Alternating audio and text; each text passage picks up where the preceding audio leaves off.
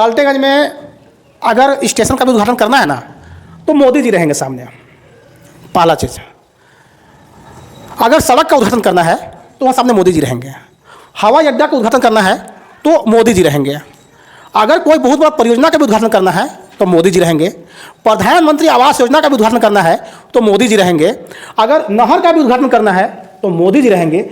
नमस्कार, जय भीम, जय संविधान। मैं संतोष मेहरा, मेरे लिए देसी सर्वोपरि, सिर्फ सच के साथ। आप देख रहे हैं संतोष मेहरा ऑफिशियल यूट्यूब चैनल। आज आमने सामने कार्यक्रम में पलामू जिला कांग्रेस कमेटी के पूर्व मीडिया प्रभारी मिस्टर कासिम अंसारी जी बैठे हुए हैं। मुद्दा गर्म है, मुद्दा गर्म लोकसभा चुनाव 2024 का है। पूरा देश में दो ही चीज सामने आता है, इंडिया गठबंधन, एनडीए गठबंधन।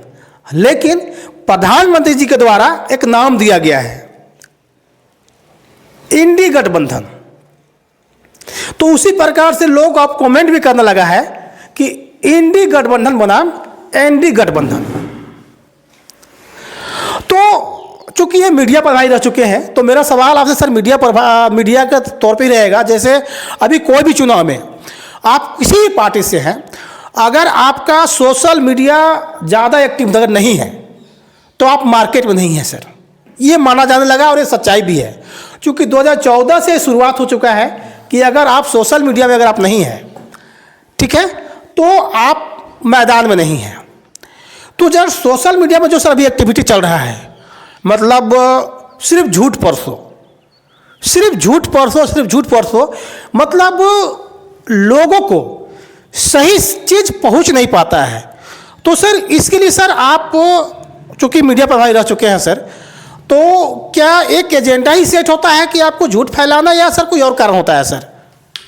देखिए, जहाँ तक सोशल मीडिया की बात है तो ये सच है कि अभी के दौर में अगर यूट्यूब उठा के आप देख लीजिए तो नरेंद्र मोदी और भाजपा का सब्सक्राइबर तो बहुत ज़्यादा, लेकिन उसका व्यूज आप देखिए, व्यूज बहुत कम है। आप वहीं पे राहुल गांधी के देखिए, वीडियो का सब्सक्राइबर कम है, यानी करीबन नरेंद्र मोदी से 5 गुना कम है, लेकिन उसके नरेंद्र मोदी के वीडियो से 5 गुना ज़्यादा व्यूज राहुल गांधी के आ रहा। तो ये नहीं कहा जा सकता कि कांग्रेस सोशल मीडिया पे यानी कमज़ोर है। हाँ, कमज़ोर इस चीज़ पे है, झूठ फैलाने के मामला में कांग्रेस पार्टी झूठ नहीं फैलाती है। और बीजेपी अगर वो सोशल मीडिया के जरिए अगर झूठ फैलाती है तो उसका काउंटर तो हम लोग कर लेते हैं। जैसे फेसबुक पे काउंटर हम लोग कर लेते हैं, एक्स के माध्यम से हम लोग कर लेते हैं, यूट्यूब पे भी हम लोग कर लेते हैं उनका मुकाबला।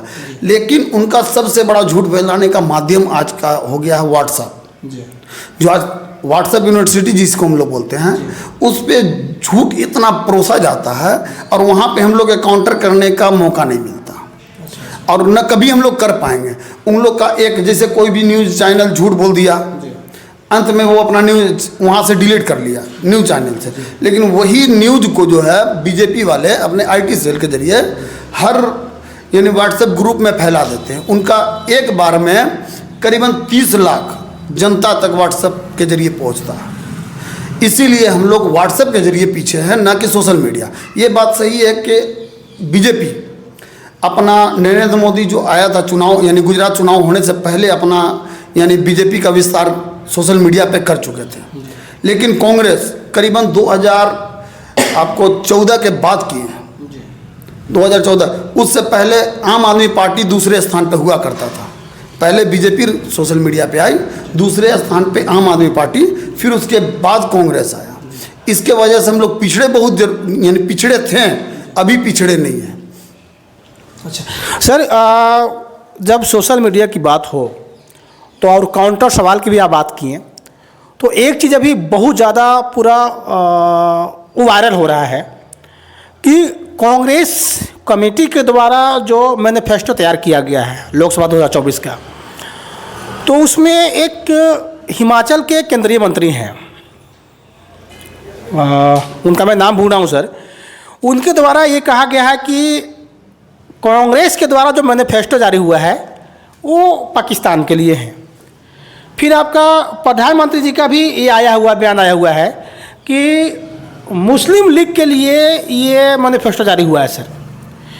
तो 2-3 मुद्दा है जो मैनिफेस्टो हम जब देखें तो उसमें हमको लगा कि इसमें हर जगह रोजगार की बात हो रही है, बेरोजगारी भत्ता की बात हो रही है।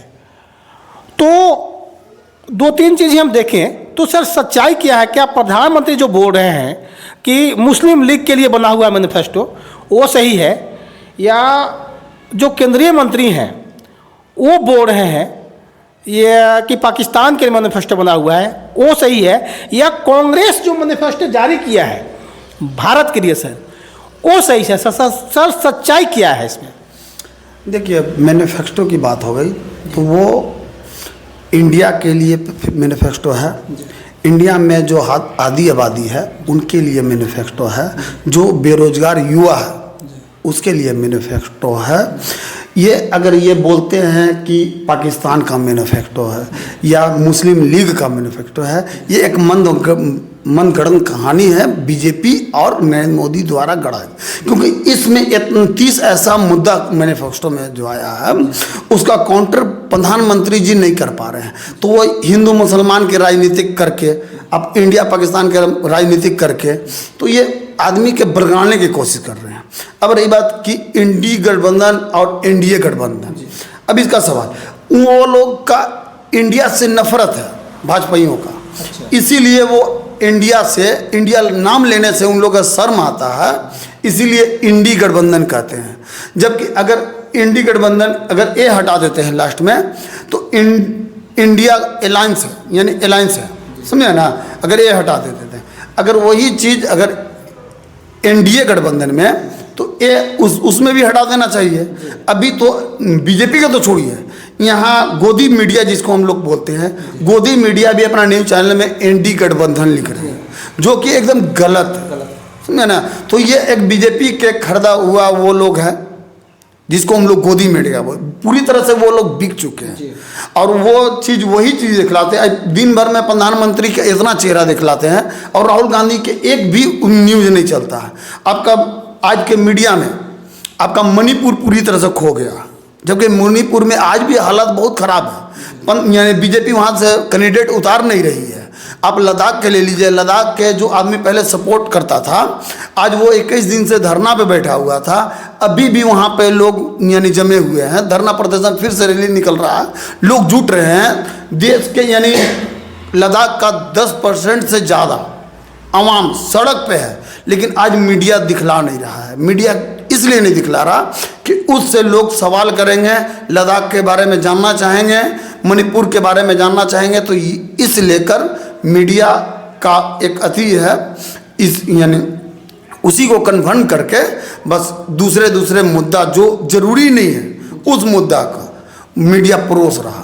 जबकि मुद्दा आज ये होना चाहिए मेरा कि लद्दाख के बारे में क्या, लद्दाख का जो अनशन पे बैठा हुआ था वो आदमी डायरेक्ट कह रहा है कि मेरा यानी लद्दाख का ज़मीन, यानी इंडिया का जो ज़मीन, क्योंकि लद्दाख तो इंडिया ही में है, इंडिया का ज़मीन चीन हड़प रहा है, वहाँ पे गांव बसा दिया है, उस पर नरेंद्र मोदी कोई जवाब नहीं देते हैं। तो अब इसमें मीडिया जब खामोश है तो लोगों का आवाज़ पहुँचेगा कहाँ तक? जैसे सर आप बताया कि बहुतों जगह का नाम चेंज किया जा रहा है चीन के द्वारा, तो सर आप कैसे कह सकते हैं, क्योंकि वहाँ पे कुछ बयान अभी आया हुआ है बीजेपी के द्वारा ही कि अगर मान लीजिए कि अगर आपका घर का हम नाम बदल देंगे तो मेरा घर हो जाएगा, उनका सर वो तर्क है। और सर आप यहाँ रोना रो रहे हैं कि नहीं वहाँ नाम बदल दिया, तो सच्चाई क्या है सर? वो बोल रहे हैं कि हम आपका घर है, हम नाम बदल देंगे तो उससे क्या हो जाएगा, तो उस पर सर आपका स्टैंड क्या रहेगा सर? भाई ऐसा है कि वो कह रहे हैं कि मेरा देश का अगर नाम बदल देते तो क्या हो जाएगा, तो आप चीन का नाम बदल के दिखलाइए ना। आप भी अपना यानी जारी कीजिए ये नक्शा, भारत का नक्शा, उसमें चीन का यानी पार्ट को जो शामिल जो पहले का था उसको शामिल करके उसका नाम भी आप चेंज कर दीजिए। आप इस तरह बोल के आप अपने आप को बच नहीं सकते हैं। मेरा देश हकीकत में, मेरा जो ज़मीन, देश का ज़मीन जो है वो चीन कब्जा रहा है, अपना नाम रख रहा है, और आप इस तरह बोल के आप चल देते हैं। आप तो पहली बात हर क्षेत्र में आप विदेश नीति में पूरी तरह से मेरा गवर्नमेंट जो है भारत सरकार फेल हो गया। भारत के खुद प्रधानमंत्री जब कहते हैं कि न मेरा देश में कोई घुसा है न घुसे घुसा है न घुसा है, हाँ न घुसा है न घुसेगा, तो फिर इससे तो उसका बढ़ावा न मिल रहा। चीन, पहली बात प्रधानमंत्री को तो पहले बात करना चाहिए उनसे कि भाई मेरा ज़मीन आप छोड़िए। अब ज़मीन आप उनसे बात नहीं कर रहे हैं, आप लोगों को देश के अंदर जो युवा है उनका मनोबल तोड़ रहे हैं। मेरा जवान वहाँ मारा जा रहा है, चीन पे करीबन 20 जवान मारा गया, उस पर भी आप सफाई नहीं दे पा रहे हैं। आप उसको उस मुद्दा को कन्वर्ट करके आप दूसरे जगह ले जाते हैं, एकदम डायरेक्ट हिंदू मुसलमान। तो ये देश का राजनीतिक नहीं चलेगा।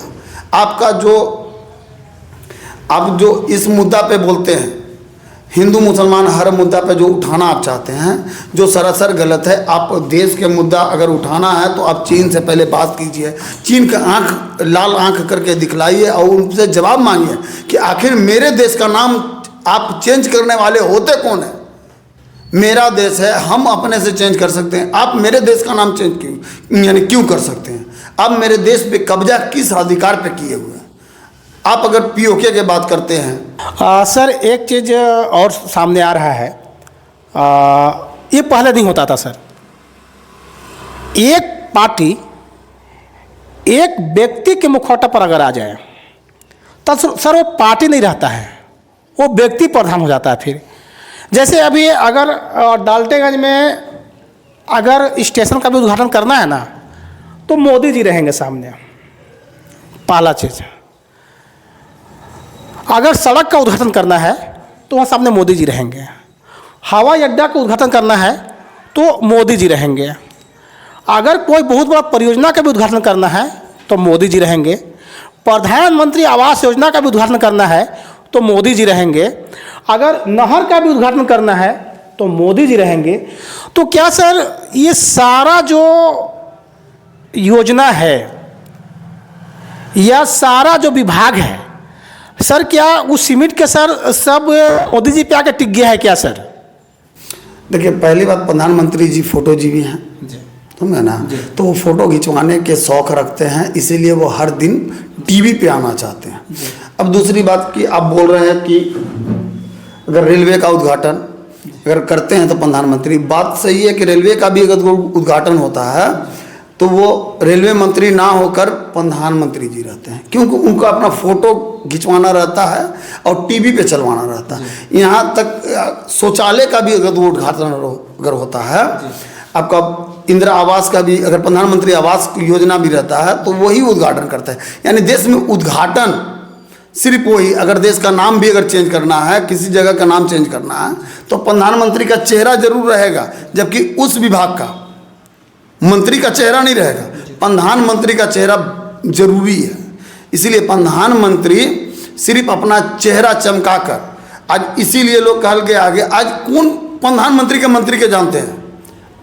प्रधानमंत्री के अगर चेहरा अगर कोई, यानी प्रधानमंत्री के अलावा मंत्री में कोई भी चेहरा उस काबिल नहीं है जिसको लेकर बीजेपी जा सके।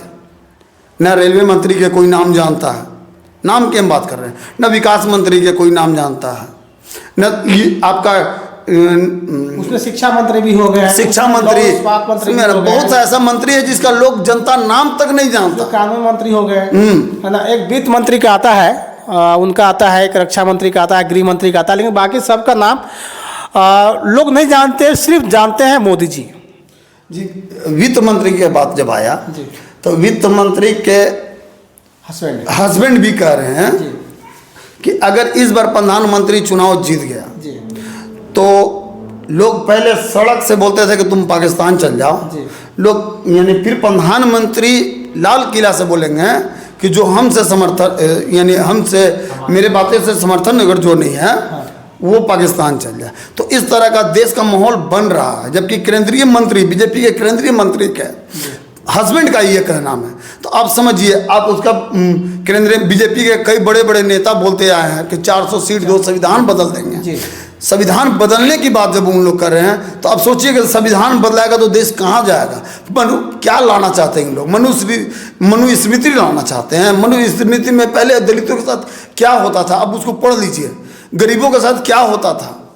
आप अगर इतिहास में जाइए, जब संविधान लागू नहीं था तो कि दलितों के साथ क्या किस तरह के व्यवहार किया जाता है, अगर आप सिर्फ उस वक्त सोचिएगा, समझे ना, उसके बारे में अगर आप पढ़िएगा किताब, समझे ना, तो आपका रूह कांप जाएगा। स्तन आप ढक नहीं सकते हैं, इस तरह का बहुत है कि आप वेद पढ़ नहीं सकते हैं, आप संस्कृत का उच्चारण नहीं कर सकते। हाँ, बहुत ऐसा चीज़ है कि अगर आप कर दिए तो आपको जीभ काट लिया जाएगा, तो स्तन काट लिया जाएगा। ये महिलाओं के साथ, यानी पूरे दलित के साथ, समझे ना, बहुत अत्याचार होता था।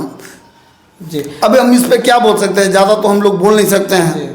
सर संविधान जब बदलने की बात हो, 400 पार की बात हो, तो सर स्टार्ट हुआ था सर अनंत हेगड़े से। सर कर्नाटक के सांसद रह चुके हैं, सांसद हैं, और अभी केंद्रीय मंत्री भी रह चुके थे। लेकिन सर वो सिर्फ वहीं सीमित नहीं रहा सर, वो फिर सर आया राजस्थान में। राजस्थान में भी बोला गया यही चीज़ कि 400 पार हमको इसलिए चाहिए क्योंकि संविधान बदलना है। तीसरा आया है आपका बिहार में, हिंदुस्तान आवाम पार्टी के बैठक में ही बोला गया है कि 400 पार इसलिए हमको चाहिए कि संविधान बदलना है। तो सर 400 पारा एक सर परसेप्शन तैयार किया जा रहा है संविधान बदलने के लिए कि 1/3 बहुमत होगा तो संविधान बदल देंगे, या प्रधानमंत्री जी बोल रहे कि नहीं ऐसा कुछ नहीं है, वो क्या सच है सर इसमें? देखिए, ये तो बात सही है कि कहीं ना कहीं संविधान बदलने की बात अब आग लगा हुआ है सर, तभी धुआं निकल रहा है सर। नहीं, संविधान बदलने की तो बात चल रही है। अब प्रधानमंत्री जी अपने से थोड़ा बहुत मना कर देते हैं, लेकिन उसके पार्टी के लोग ही बोल रहे हैं। अभी हमारा राहुल गांधी जी के इस पर आया है कि चाहे कुछ भी हो जाए, मेरे रहते भर में संविधान नहीं बदला जाएगा।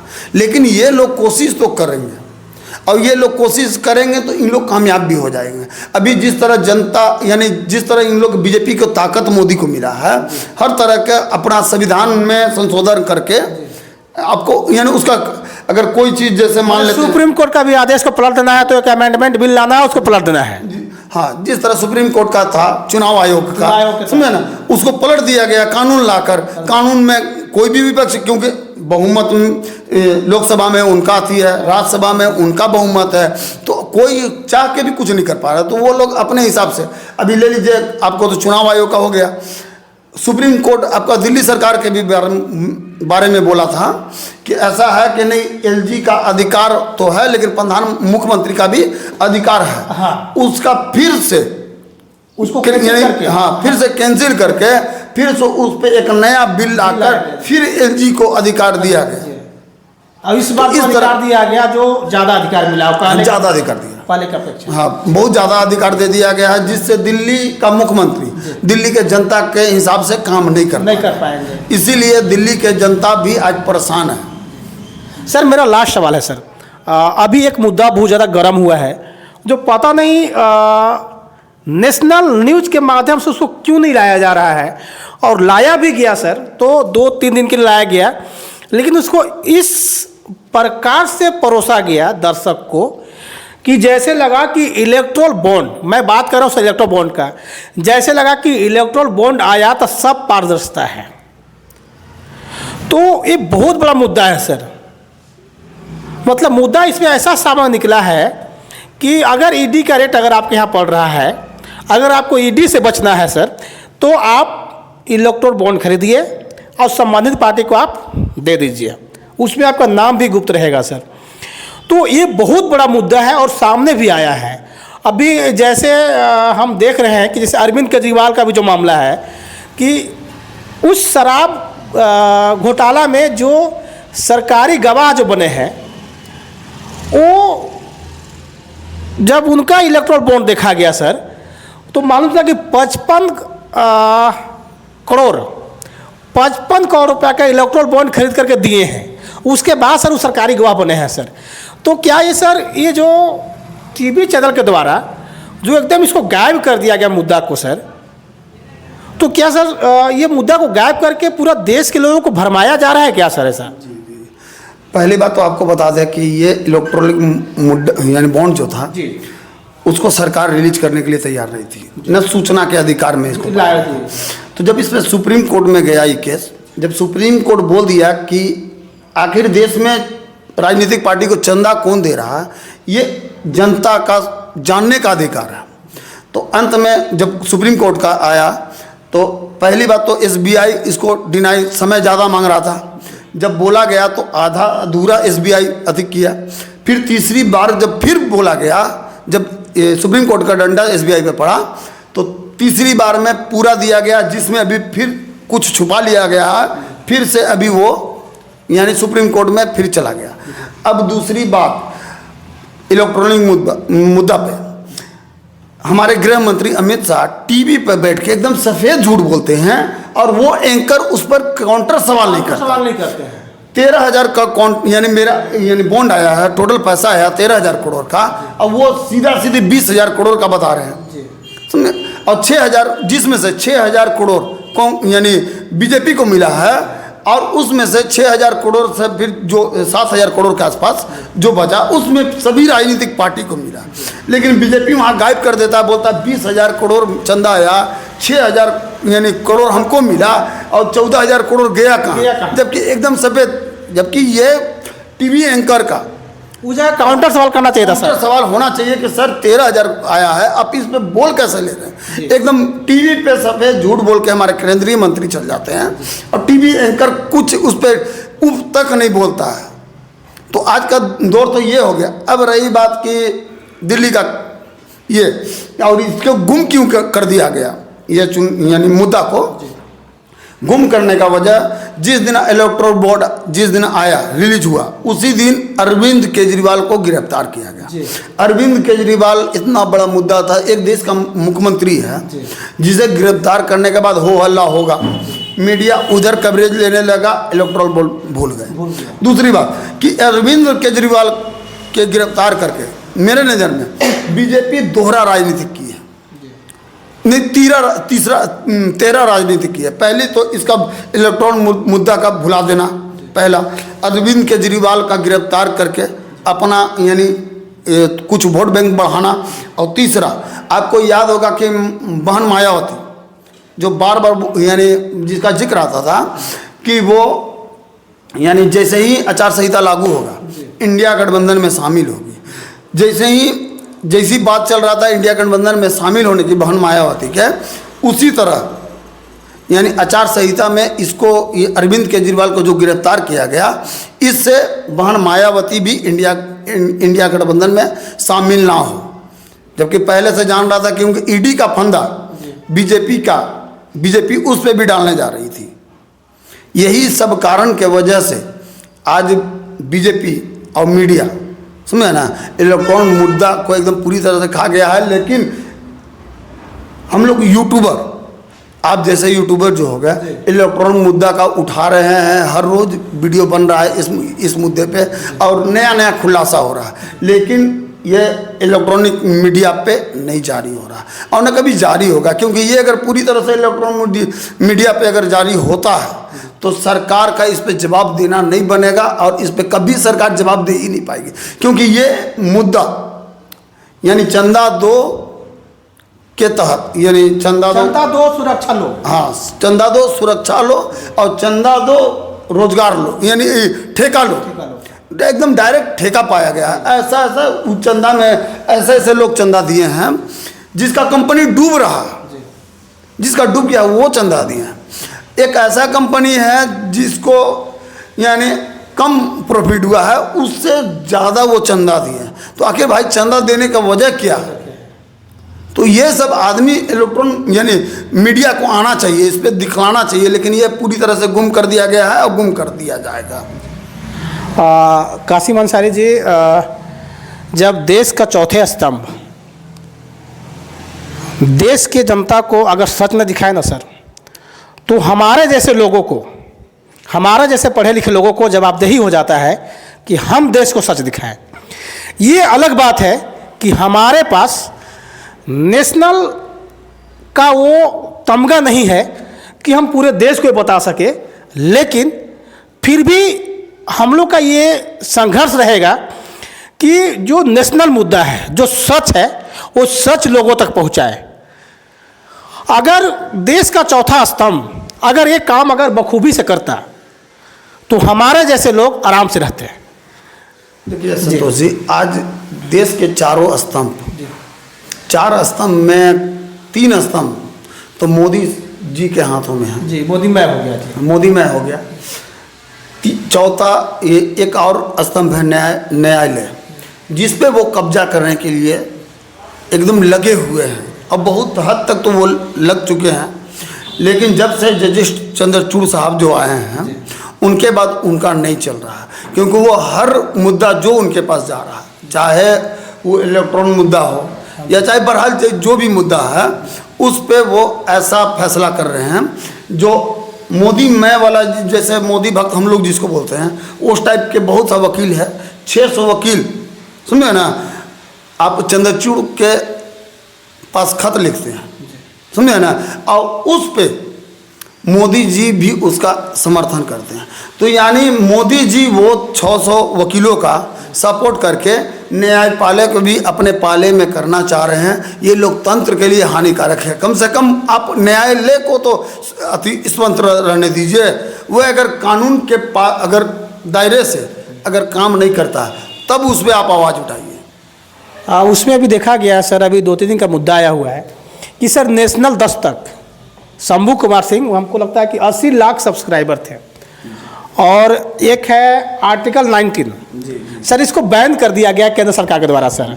वो ये किया गया है कि नहीं, वो कुछ कंटेंट में आपका ये आ रहा है, इसलिए आपको बंद कर दिया गया, आपको ये सब चीज़ जवाब देना पड़ेगा सर। तो सर हम लोग भी अगर जब आप सवाल उठा रहे हैं सर, तो कहीं ना कहीं डंडा अब हम लोग पर भी चलने लगा कि भाई अब आप लोग इस मुद्दा पर बात ना करें सर। अरे संतोष जी, अभी तो आप शुक्र मनाइए, सिर्फ वही यूट्यूबर जो है सिर्फ उन लोगों का बैन किया गया है। अभी जो कानून आ रहा था, मोदी जी जो सदन के पटल पे जो रखे थे, वो कानून अभी पास नहीं हो पाया है, लेकिन वो कोशिश में है कि पास हम करवा लें, लेकिन अब नहीं हो पाएगा क्योंकि लोकसभा चुनाव के बाद अब कुछ होना है।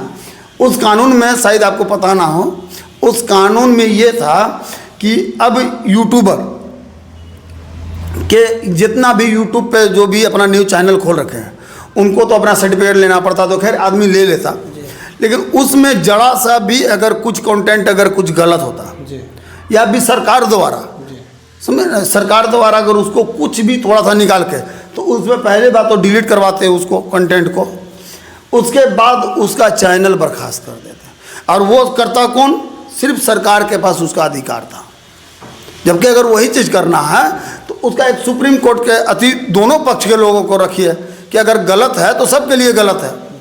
लेकिन वहाँ तो अगर कानून बन जाता तो फैसला एक तरफा होता, जिस तरह आज ईडी जिस तरह कर रही है, वो पक्ष में जो है उसको गिरफ्तार कर रही है, जो सत्ता पक्ष में उसको छोड़ रही है, या फिर किरण अभी अब जस्ट अब महाराष्ट्र को ले लीजिए। महाराष्ट्र इंडियन एक्सप्रेस में एक आर्टिकल छपा हुआ था, जो 25 विपक्षी दल के नेता एनडीए में गए, बीजेपी के तरफ जो गए शामिल हुए, उनमें से 23 को जो है यानी पूरी तरह से केस ख़त्म कर दिया गया। 23, 2 बचे हैं, उसमें भी केस ख़त्म हो जाएगा। तो ये तो आज कानून बन रहा, और इसका तो हम उसी दिन समझ गए थे जब आपका योगी आदित्यनाथ उत्तर प्रदेश में जब सरकार बना था, तो वो चुनाव जब लड़ रहे थे तो बोल के लड़े थे, और उनका बोले भी थे कि जब अगर हम सत्ता में आएंगे तो अपने पे और मेरे बीजेपी के जितने भी कार्यकर्ता हैं, जितने भी केस हुआ है, सब खत्म कर देंगे। तो आज उत्तर प्रदेश के जितने भी बीजेपी कार्यकर्ता हैं उन पे एक भी केस नहीं है। उत्तर प्रदेश के मुख्यमंत्री जो मुख्यमंत्री बनने से पहले आप सर्च कर लीजिएगा, समझे, सांसद जब थे तब केस हुआ था, उन पे अपने आप से उठा लिए। तो ये तो अब बीजेपी की नीति बन गया ना। तो अब उसी तरह का काम कर रहे हैं कि वो अपने ऊपर सारा केस जो उन बीजेपी में है वो अपने ऊपर केस हटाकर पाक साहब बन जा रहे हैं, और सिर्फ उनके नज़र में विपक्ष, तुम मेरे तरफ आ जाओ, वॉशिंग मशीन से हम तुमको सफाई कर देंगे। सर मुद्दा बहुत है, और थोड़ा समय भी कम है, तो सर हम लोग बाद में भी सर और मुद्दा पे बात करेंगे। लेकिन मुद्दा बहुत है सर, इतना मुद्दा है कि दर्शक चाहे तो कंटिन्यू 4-5-6 घंटा देख सकते हैं। लेकिन हम लोग बाद में भी मिलेंगे। आप देख रहे थे संतोष मेरा ऑफिशियल यूट्यूब चैनल। नमस्कार।